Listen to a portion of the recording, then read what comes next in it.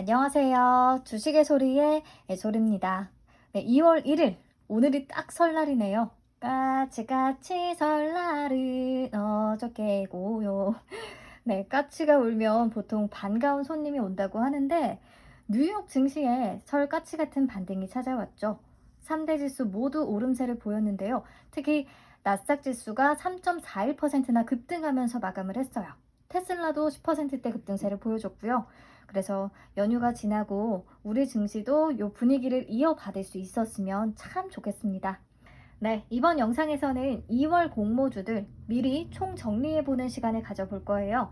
간단히 워밍업하는 수준이기 때문에 보시면서 일정 체크하고 또 기업별로 간단한 사업 내용과 공모 관련 개요를 파악하시면 되겠고요.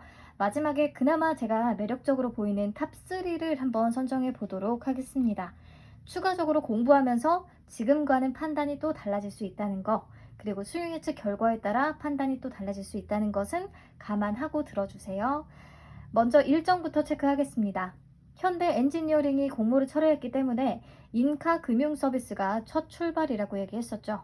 네, 인카 금융 서비스부터 해서 2월 셋째 주에 VC까지 쭉 일정 확인해 보시면 되겠고요.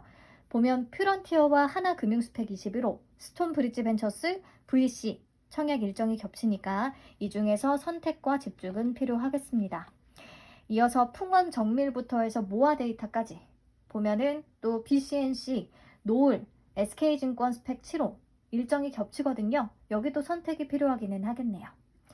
우선 2월 공모주 청약에 필요한 증권사들, 제가 증권사별로 주관하는 공모주들을 정리해 뒀으니까 참고해서 보시면 되겠고요. 영상을 쭉 보면서 그나마 매력적인 공모주 위주로 주관을 하는 증권사 선택을 해서 개설하는 것을 추천드릴게요. 그리고 혹시 20일 제한에 걸려있는 상황이라면요. 카카오뱅크나 신한솔 또는 기업은행 또는 우리은행 앱을 통해서 20일 제한을 피해 개설할 수 있는 방법이 있기는 하니까요. 증권사별로 확인을 해서 내가 필요한데 보유하고 있지 않은 증권사들 만들면 되겠습니다. 삼성증권은 20일 제한이 없어요. 20일 이내에 다른 증권사 계좌를 만든 이력이 있어도 상관없이 비대면으로 증권 계좌를 쓸 수 있다는 뜻이거든요. 그러니까 다른 증권사 계좌부터 필요한 거 있으면 다 만들고 가장 마지막에 삼성증권을 만드시면 되겠습니다. 자, 이제 인카 금융 서비스부터 출발을 해볼 건데요. 제가 이미 따로 기업 분석과 수요 예측 결과까지 담은 영상을 업로드해 뒀습니다. 그 영상을 봐주시면 감사하겠고요. 수요 예측 경쟁률이 13.69대 1로 최저 수준을 기록했고 신청가격 분포표도 밴드 하단 미만을 제시한 비율이 61.41%나 돼서 하단 대비 22% 낮은 18,000원의 공모가가 확정이 됐죠. 의무보유 확약 비율은 딱 2개 기관만 참여했고요. 4.19%를 기록했습니다. 상장일에 유통 가능 물량도 많아요. 기존 주주 비율도 높고요. 게다가 가장 어이없는 거 코넥스 이전 상장인데 현재 공모가보다 코넥스에서 거래되고 있는 가격이 더 낮습니다. 그래서 쿨하게 패스할 종목이라고 생각을 하고요. 바이오 FDNC도 따로 영상 업로드 해뒀으니까 자세한 내용은 영상을 통해 확인하시면 되겠고요. 경쟁률 마찬가지로 74.01대 1 매우 낮은 편에 속합니다. 기관 투자자의 59.2%가 밴드 하단과 하단 미만을 제시했어요. 하지만 공모가는 밴드 상단 근처에서 확정이 됐고요. 의무보유 확약 비율은 참여 기관은 많지 않았는데 몇몇 기관이 최대치로 확약을 신청하면서 신청 수량 기준 비율이 11.80%까지 높아지기는 했습니다. 작년에 마인즈랩과 딱 비슷한 결과가 나왔는데 마인즈랩이 예상과 달리 상장일에 플러스 수익을 줬던 부분이 있어서 주요 내용을 비교해 봤으니까 참고해서 보시면 될 것 같아요. 저는 물론 마인즈랩과 같은 결과가 나올 수도 있겠지만 바이오 FDNC는 마인즈랩 대비해서는 영위하는 사업 내용 자체가 식물세포 추출, 배양기술 이런 쪽이라 매력이 덜하다고 생각을 했고요. 공모가 역시 매력이 없다고 느껴져서 패스하기로 결정했습니다. 여러분들 더 살펴보시고 판단하시면 되겠고요. 다음 퓨런티어 볼게요. 퓨런티어는 자율주행 센싱 카메라의 핵심 공정 장비와 부품을 제조하는 기업입니다. 단순히 운전자에게 주변 시야를 그냥 이미지로 보여주는 뷰잉 카메라와는 달리요. 센싱 카메라는 차량의 주변 상황을 인식하고 판단해야 하기 때문에 훨씬 높은 수준의 정밀도를 요구합니다. 그림에서 퓨런티어의 주요 장비와 부품들을 보면요. 우선 장비 쪽은 제각기 이 센싱 카메라의 정확도를 높이는 역할을 하는구나 라고 파악을 할 수가 있어요. 그리고 부품 쪽을 보면 자동화 장비의 두뇌 역할을 하는 산업용 PC, 그리고 모바일이나 전쟁 카메라의 화상을 보정하는 LED 광원, 이런 것들을 만들고 판매한다라고 보시면 되겠습니다. 앞으로는 자율주행 센싱 카메라 장비 쪽에 조금 더 회사가 주력을 할 것으로 보여요. 네, 퓨런티어의 장비는 세코닉스, 엠시넥스, 삼성전기 같은 국내 카메라 제조사에 들어가고요. 카메라 제조사가 카메라를 만들어서 전장업체인 만도, 모비스 이런 국내 유수의 대기업들에 납품을 합니다. 이 카메라가 우리가 잘 아는 글로벌 자율주행차 완성차 업체들에 들어가게 되는 거죠. 현대차나 테슬라, 포드, 앱티브 등등 이미 고객사로 두고 있어요. 그래서 자율주행차 관련주가 움직이거나 막 전장 카메라 업체들이 주목을 받을 때 MC넥스나 세코닉스 이런 종목들이 대표적으로 엄청 급등세를 보이는 경향이 있는데요. 앞으로는 퓨런티어가 좀 같은 선상에 놓이게 되지 않을까 생각이 듭니다. 기술력이 이미 글로벌 최고 수준이라고 하네요. 현재 미국의 AI가 글로벌 1위인데 기술력이 비슷하다고 해요. 자, 넘어가서 실적 보면요. 아쉽지만 본격적으로 수익이 발생하지는 않았어요. 작년까지만 해도. 그나마 올해 3분기 누적으로 봤을 때 순이익 9억 원을 기록했고요. 그래서 이번에 A등급을 획득하고 기술 특례 상장하는 기업입니다. 현재까지보다는 앞으로가 더 기대가 되는 기업이다라고 볼 수 있겠고요. 공모가를 어떻게 산정했나 살펴보니까 카메라 제조를 위한 장비를 제조하거나 카메라 모듈을 제조, 차량용 전후방 카메라 제품을 판매하는 이런 회사들을 다 출연했어요. 이 중에 PER이 너무 높은 UTI는 제외했고 나머지 기업들의 평균을 내니까 PER 31.92배로 계산이 됐습니다. 그리고 아직 본격적으로 수익이 발생하지는 않았기 때문에 22년과 23년, 24년의 추정 순이익을 활용했어요. 20% 할인율을 적용해서 현재 가치로 다 땡겨왔고요. 여기다가 PER을 곱하고 적용 주식수로 나눠서 주당 평가가액을 계산한 겁니다. 그리고 최종적으로 할인율 36.99%에서 24.28%를 적용했습니다. 추정 순이익을 활용한 것 치고는 할인율이 그렇게 높지는 않아요. 그래도 무난한 수준이라고 보여집니다. 네, 넘어가서 공모 개요. 여기서 한 장으로 확인을 하시면 되겠는데요. 유안타와 신한금융투자에서 청약이 진행되죠. 유안타가 배정 물량이 많고 계좌 수가 적기 때문에 둘 중에서는 훨씬 유리하지 않을까 생각이 되네요. 그리고 유통 물량은 24.51%, 20%대라서 장점이라고 할 수 있겠고요. 또 기존 주주 비율도 4.43%로 낮은 편에 속합니다. 특히 유통가능 금액을 계산하면 267억 원인데 의무보유 확약 비율을 적용하면 더 낮아질 수 있겠죠. 유통 물량과 금액 측면에서 분명히 강점이 있는 공모주가 되겠습니다. 유통 가능 금액이 낮으면 상장일에 매수세가 몰렸을 때 쉽게 오를 가능성이 큽니다. 오토엔처럼요. 네, 이 정도까지 보시면 되겠고요. 다음, 스톤 브릿지 벤처스. 이름에서 느낌이 오듯이 벤처 캐피털이에요. 벤처 기업에 투자를 하고 나중에 IPO나 M&A를 통해서 투자 자금을 회수하는 회사죠. 근데 안타깝지만 작년 말에 진행됐던 KTV 네트워크의 성과가 워낙에 좋지가 않아서 관심을 받기는 어려울 것 같습니다. 네, 우선 VC의 운용자산 현황을 보면 2021년 상반기 기준 5위가 KTV 네트워크고요. 14위가 스톤 브릿지 벤처스네요. 그리고 투자 설명서를 보니까 16년부터 20년까지 수익 금액 1위 운용사가 스톤 브릿지 벤처스고 같은 기간 동안에 수익 금액 1위를 기록한 청산 벤처 펀드도 스톤 브릿지 벤처스의 투자 조합이었어요. 주요 포트폴리오에 크래프톤, 우아한 형제들, 직방, 소카 이런 다수의 유니콘 기업들이 포함이 되어 있기는 하더라고요. 이런 식으로 입지를 다지기는 했는데 그럼에도 땡기지가 않습니다. 저는 KTV 네트워크를 수익 보고 팔기는 했지만 분명히 실망스러운 성과였고요. 아직도 못 판 분들도 많으신 것 같아요. 그래서 스톤 브릿지 벤처스가 흥행에 성공하기는 쉽지 않겠다라고 생각을 합니다. 공모가 산정 내역 볼게요. 비교기업 평균 퍼 10.7배를 적용했어요. KTV 네트워크는 11.19배를 적용했었습니다. 비슷하네요. 그리고 최근 4개 분기 합산 순이익 기준으로 주당 평가가액을 계산했고요. 여기다가 할인율 41.48%에서 31.73%를 적용했습니다.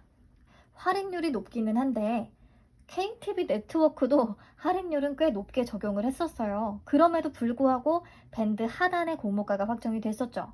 그래서 스톤 브릿지 벤처스도요, 밴드 하단에 확정될 가능성은 있겠다 싶습니다. 중요한 건 그래도 가격 메리트가 크게 작용하지 않았다는 거. 네, 퓨런티어하고 청약 일정이 겹치는데 여러 측면에서 저는 퓨런티어를 선택할 것 같네요. 네, 공모 개요는 화면 통해 확인을 하시면 될 것 같습니다. 구주 매출 40%도 조금 걸리죠. KB와 삼성에서 청약이 진행되고요. 유통 물량은 25.28%, 기존 주주 비율은 0.09%, 유통 물량은 괜찮아요.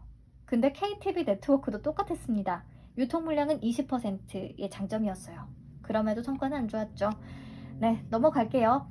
VC라는 기업인데요. 골프 IT 디바이스 전문 기업입니다. 필드에서 골프를 즐기는 골퍼들한테 홀과 코스에 대한 거리 정보, 그린에 대한 정보를 주는 거리 측정기 제품군들이 대표적으로 있고요. 그리고 휴대하면서 스윙 분석이 가능한 론치 모니터라는 게 있고요. 그리고 실시간으로 샷 분석이 가능한 시뮬레이터도 있습니다. 요거는 연습장에서 주로 사용을 한다고 하네요. 우선 국내에서는 시장 점유율 1위라고 하는데 국내만 해서는 조금 한계가 있지 않을까 싶은 와중에 보니까 미국에서도 스윙캐디라는 브랜드로 휴대용 론치 모니터 시장 점유율 1위를 기록하고 있다고 해요. 게다가 2021년 6월에 LPGA와 공식 거리 측정기 파트너십을 체결해서 LPGA가 개최하는 모든 대회에서 선수들에게 레이저형 거리 측정기 SL2가 공급될 예정이라고 해요. 그러면 해외 인지도나 판매량이 앞으로 더 증가할 수 있겠다는 생각은 듭니다. 요즘 워낙에 골프 붐이 일고 있어서요. 상장 일정은 참 잘 잡은 것 같아요. 저도 관심이 가기는 합니다. 실적도 매출액이 꾸준히 성장하고 있더라고요. 순이익도 작년 3분기 누적 기준 최고치를 찍었고요. 그런데 공모가 산정에는 좀 아쉬움이 많이 남아요. 우선 비교 기업의 골프존과 갈민을 선택했는데 갈민은 전 세계 스마트워치 점유율 3위 기업입니다. 규모 면에서 차이도 차인데 PER이 골프존은 10.75배, 갈민은 24.37배입니다. 2배 이상 높아요. 그래서 평균표가 조금 높아졌고요. 그리고 주당 평가가액을 계산할 때 적용 순이익을 되게 높였어요. 관계회사 지분 상각 처리로 인한 손상 차손과 전환 상환 우선주의 보통주 전환에 따른 이자 비용, 요건 일시적인 비용이다 라고 해서 더해줬거든요. 그래서 적용 순이익이 굉장히 높아졌고요. 주당 평가가액이 당연히 비싸게 계산될 수밖에 없습니다. 더 심각한 건 공모가 상단 기준으로 적용된 할인율이 3.9%밖에 안 돼요. 할인이 거의 안 된 거죠. 그래서 회사에 대한 좀 기대가 공모가 산정 내역을 보면서 바사삭 무너졌다고 해야 되나요? 공모주로서의 매력은 좀 떨어진 것 같습니다. 그리고 마지막 칸의 유통 물량을 보면 44.2%나 돼요. 기존 주주 비율이 또 29.9%나 되고요. 그래서 유통 물량 측면에서도 단점이 존재한다는 거, 즉 공모주로서의 매력이 크지는 않습니다. 네, 다음 풍원 정밀 OLED 장비 업체예요. 사실 OLED 관련 공모주들은요, 지금까지 그다지 성과가 좋지는 않습니다. 그래도 조금 다른 포인트가 있기는 하거든요. 설명을 드릴게요. 자, 풍원정밀은 아몰레드 증착 공정에 사용되는 금속 마스크를 제조하는 업체인데요. 이 아몰레드는 기판 위에 여러 종류의 유기막을 증착한 뒤에 전류를 흘려서 빛을 내는 그런 디스플레이거든요. 이 유기막을 증착시킬 때 증착 재료에다가 열을 가해서 기화시킨 다음에 이 기화된 유기물질을 아주 얇은 메탈 마스크를 통과하도록 해서 기판의 선택적인 증착이 이루어지게끔 하는 그런 과정을 거쳐요. 이 증착 공정에 사용되는 마스크가 크게 두 가지가 있는데요. 디스플레이 화면 전체에 증착시킬 때는 오픈 메탈 마스크, 그리고 화소별로 증착을 시킬 때는 오른쪽 파인 메탈 마스크를 사용합니다. 여기서 중요한 거, 파인 메탈 마스크는 지금까지 일본 기업이 독점해 왔어요. 근데 그 부분을 풍원 정밀이 국내 최초 국산화에 성공을 한 겁니다. 그래서 소부장 강소기업 100에 선정이 되며 기술력을 인정받았죠. 이렇게 국산화에 최초로 성공한 기업들은 조금 높은 점수를 받는 경향이 있거든요. 그렇기 때문에 OLED 장비 업체지만 조금 다를 수 있겠다고 생각을 했고요. 그리고 현재 오픈 메탈 마스크와 스틱바 마스크는 국내 OLED 패널 업체 모두에 공급을 하고 있다고 하니까요. 앞으로 파인 메탈 마스크 쪽 점유율을 높여간다면 한층 또 더 성장할 수 있지 않나 생각을 했습니다. 근데 OLED는 주로 스마트폰에 적용이 되는데요. 스마트폰 시장의 성장이 정체되고 있다는 게 조금 아쉽고요. 그나마 그 속에서 OLED 침투율이 높아지고 있기는 한데 스마트폰도 성장을 하면서 OLED가 성장을 해야 큰 폭의 성장이 좀 기대가 되는데 그렇지는 않다는 거. 그래서 늘 OLED 관련주에 대한 평가가 조금 아쉬운 부분이 있다는 건 체크를 하셔야겠습니다. 네, 실적을 보니까 매출액이 계속 감소하고 있더라고요. 왜 그런가 해서 찾아보니 재생 프레임을 활용하는 오픈 메탈 마스크 비중이 증가했기 때문이라고 해요. 재생 프레임 활용 제품들은 공급 가격이 저렴하기 때문에 더 많이 팔아도 매출액은 낮아지는 결과가 나타나는 거예요. 대신에 비용은 절감할 수 있어서요. 영업이익률은 점점 개선되는 모습을 보이고 있습니다. 보면 21년 3분기 기준 매출액은 304억 원까지 떨어졌는데 영업이익과 순이익은 가장 높은 수준을 기록하고 있죠. 이런 부분을 확인하시면 되겠네요. 네, 공모가는 22년과 23년 추정 당기순이익을 30% 할인율로 현가화했어요. 우선 그나마 좀 가까운 미래 추정치를 활용하기는 했고요. 30% 할인율을 적용한 거면 가장 높은 수준이거든요. 현재 가치로 땡길 때. 그래서 나쁘게만 보이지는 않았고요. 이렇게 계산한 주당 평가가액의 32.92%에서 22.76%의 할인율을 또 적용을 했습니다.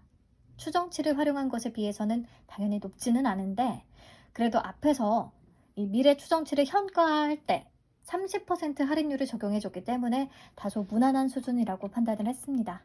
자, 그리고 풍원 정밀은 유통 물량이 굉장히 적어요. 18.98%. 기존 주주 비율도 4.72%로 낮습니다. 금액으로 계산하면 607억 원 정도라서 좀 사실 가볍지는 않은데요. 그래도 비율 측면에서 확연히 낮은 수준이라는 것을 확인하시면 되겠어요. 다음, BCNC. 반도체 식각 공정에 쓰이는 소모성 부품을 제조합니다. 특히 주력 제품은 포커스링이라는 건데요. 반도체 기판이 되는 웨이퍼에 식각 공정에서 플라즈마 빛이 집중되는 동안에 그 웨이퍼를 고정하는 역할을 하는 부품을 뜻합니다. BCNC는 천연 쿼츠로 쓰고 있던 포커스링을 보다 긴 수명을 갖는 합성 쿼츠로 전환을 해서 2017년에 세계 최초로 공급을 시작했어요. 반도체가 요즘에 점점 회로도 굵기는 작아지고 위로 쌓이는 그 적층은 높아지는 추세잖아요. 그렇기 때문에 식각을 위해서 작용하는 빛의 강도도 점점 강해지고 있거든요. 이 과정에서 포커스 링까지도 같이 식각이 돼버리는 그런 문제가 발생을 한다고 합니다. 그래서 플라즈마에 대한 내구성이 좀 강한 그런 소재로 만든 포커스 링이 필요했어요. 합성 쿼츠가 바로 그 내구성과 내플라즈마성이 더 우수하다는 평가를 받고 있고요. 부품의 수명도 조금 더 길다고 합니다. 그래서 앞으로는 합성 쿼츠 사용 비중이 더 높아질 수밖에 없겠죠. 근데 BCNC가 이 합성 쿼츠 국내 시장 점유율 100%를 기록하는 기업입니다. 네, 그래서 좀 기대가 되고 또 현재는 합성 쿼츠의 소재는 100% 해외에 의존하고 있다는 부분이 조금 아쉬웠는데 소재 국산화도 추진을 해서 QD9 플러스라는 브랜드로 올해 하반기부터 양산을 준비하고 있습니다. 소재까지 국산화가 된다면 원가 경쟁력은 더 높아질 수 있겠죠. 네, 반도체 소모성 부품이라 꾸준히 매출이 발생할 수 있다는 부분과 합성 쿼츠 점유율 국내 100%라는 거, 또 앞으로 소재 국산화까지 이뤄낼 것이라는 거, 이런 부분들이 좀 매력적으로 다가왔어요. 실적도 매출액, 영업이익, 당기순이익 성장하고 있고요. 영업이익률과 당기순이익률 또한 상향되고 있음을 확인할 수가 있었습니다. 네, 공모가 산정할 때 비교 기업의 평균 PER은 24.8배를 적용했는데 그냥 딱 반도체 부품 기업들의 평균 수준인 것 같아요. 그리고 추정치 활용 안 한 거 왜 이렇게 오랜만인 것 같죠? 네, 3분기 연환산 순이익을 적용했고요. 할인율은 37.61%에서 20.27%를 적용했습니다. 그냥 무난한 수준인 것 같아요. 높지도 않고 또 그렇게 낮지도 않은. 네, 유통 물량 체크하면 24.18%, 20%대라서 좋죠. 그리고 기존 주주 비율도 4.86%로 낮습니다. 금액으로 계산해도 344억 원. 만약에 의무 보유 확약 비율이 조금 높게 나온다면요, 200억 원대 진입도 가능하지 않을까 싶네요. 네, 여기까지 보고 노을로 넘어가겠습니다. 노을은 내장형 AI 기술과 고체 기반의 차세대 염색 및 면역 진단 기술을 기반으로 해서 혈액과 조직세포를 분석하고 질병을 진단하는 마이랩이라는 플랫폼을 만들었어요.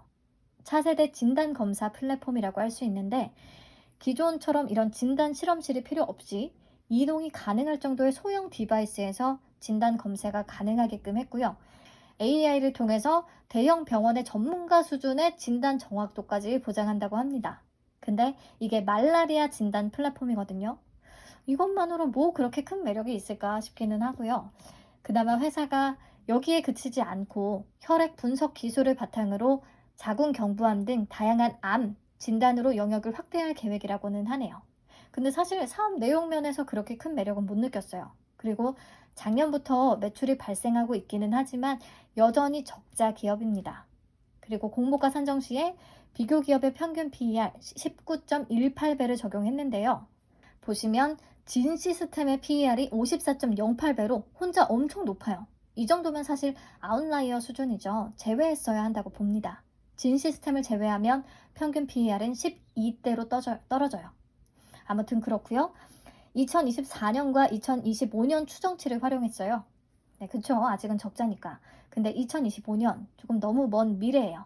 그럼에도 현재 가치화할 때 할인율 20%밖에 적용을 안 했어요. 풍원 정밀이 2023년 추정치를 사용하면서 30% 할인율을 적용했잖아요. 근데 노을은 20%밖에 안 한 거죠, 할인을.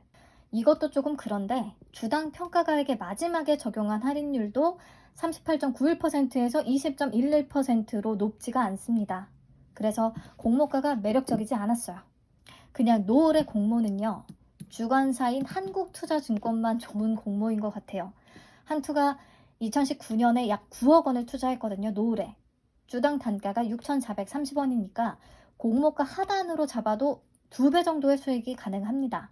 심지어 보호예수에 해당이 안 돼서 상장 직후에 바로 팔 가능성이 꽤 높다고 할 수 있어요. 네.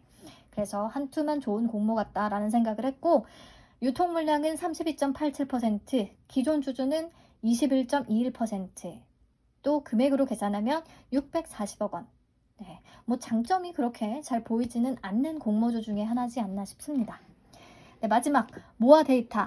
모아 데이터는 ICT 운영 시스템의 딥러닝 기술, 그러니까 AI 기술을 적용해서 시스템의 이상을 탐지하고 예측하는 솔루션, 페타운 포캐스터를 개발했어요. 다양한 산업 분야에 적용이 가능하겠죠. 뭔가 그 산업 분야에서 시스템의 이상을 탐지하고 예측할 때. 네. 그리고 최근에는 AI 기반의 헬스케어 분석 서비스를 개발해서요, 국내 대형 물류 유통 기업과 택배기사 헬스케어 솔루션 구축을 위한 업무 협약을 체결했다고 해요. 택배 근로자의 신체 이상 상태를 감지하는 웨어러블 디바이스를 공급해서요, 과로사를 방지하고 또 건강에 이상이 생겼나 이런 부분을 예측하고 탐지하겠다는 거죠.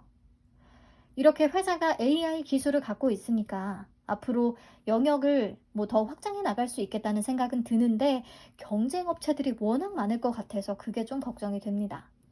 우선 이 회사는 기술 특례 상장이기는 한데요. 그럼에도 6년 연속 영업 흑자를 기록한 탄탄한 기업이기는 하네요.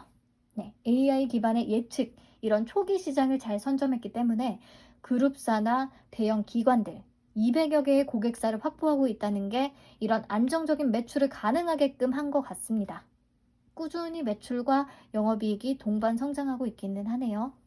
네, 넘어가서 공모가 산정 내역 보면, 공모가를 산정할 때는 2024년 추정 순이익을 15% 할인율로 현재 가치로 땡겼어요.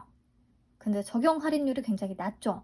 보통 그래도 20%에서 30%까지는 적용을 하는데 15%, 네, 낮습니다. 게다가 최종 주당 평가가액에 적용한 할인율도 공모가 상단 기준 15.9%밖에 안 돼요. 그래서 공모가는 매력적이지는 않은 것 같습니다. 유통 가능 물량도 44.17%, 기존 주주 비율 28.31%나 되네요. 금액으로는 651억 원. 그래서 공모주로서의 매력이 크지는 않다라고 생각이 됩니다. 네, 여기까지 9개 기업의 핵심 내용만 총 정리하면요. 각 섹터에서 제가 매력적인 부분들은 노란색을 칠해뒀어요. 노란색이 그나마 많이 겹치는 종목이 우선 프론티어입니다. 자율주행 카메라 쪽이라서 성장 가능성이 꽤 높은 섹터고요. 그리고 공모가는 그나마 무난한 수준이라고 판단을 했고요. 유통 물량이 20%대, 특히 유통 가능 금액이 200억 원대로 낮다는 게 큰 매력 포인트가 되겠습니다. 그 다음 BCNC, 반도체 시가 공정에 사용되는 소모성 부품을 제조하는 회사였죠. 그리고 공모가 그냥 무난하다고 봤고요. 유통 물량 마찬가지로 20%대, 유통 금액도 344억 원으로 그나마 다른 공모주 대비해서 비교 우위가 있습니다. 그래서 2위로 뽑아봤어요. 3위를 선정하는 게 조금 어려웠는데요. 우선 풍원 정밀이 그래도 OLED 장비랑 부품 쪽이라 속한 산업의 매력도가 크지는 않은데 그래도 일본 기업이 독점하던 부분을 국산화에 성공했다는 거. 그리고 유통 가능 비율이 18.98%로 20% 미만이라는 것에 점수를 좀 줬습니다. 수요 예측 결과가 중요할 것 같아요. 만약에 기관의 평가가 별로라면 좋은 성과를 기대하기는 어려울 수 있습니다. 자, 그리고 VC와 모아 데이터.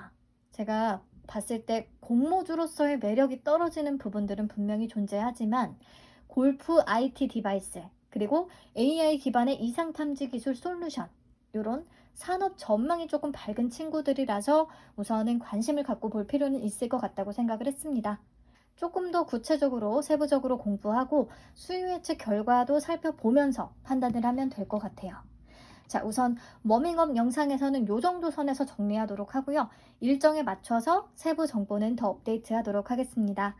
연휴에도 시청해주셔서 너무 감사하고요. 새해에 더더욱 건강 잘 챙기시고 건강한 몸과 건강한 정신으로 공모주도 스트레스 받지 않고 재밌게 투자해 나가셨으면 좋겠습니다. 일정은 앞으로 변동될 가능성이 있습니다. 만약 변동된다면 당연히 체크를 해드릴 거고요. 그럼 저는 여기서 이만 인사드리도록 하겠습니다. 감사합니다. 안녕.